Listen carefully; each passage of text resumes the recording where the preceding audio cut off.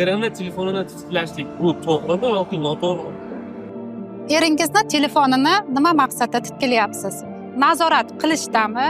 Ishonchsizlik sari birinchi qadammi yoki sizni gumoningizni tasdiqlash uchun harakatmi? Bu haqda juda ko'p mutaxassislar aytishgan va juda ham ko'p salbiy oqibatlarga ega ekanligini hammamiz bilamiz. Siz agar eringizni telefonini titayotgan yoki titishni o'ylab turgan bo'lsangiz, bir o'ylab ko'ring, nima maqsadda titmoqchisiz? Agar gumoningizni tasdiqlamoqchi bo'ladigan bo'lsangiz, gumoningiz tasdiqlandi. Buning oqibatida sizni nimalar kutyapti?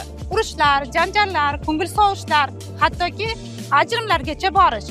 Siz bunga tayyormisiz? Yoki bu holatni siz bir katta inson sifatida nega bunday holatlar bo'lyapti?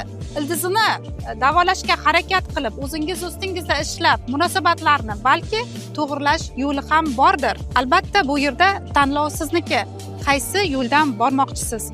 Niyatingiz, maqsadingiz qanaqa?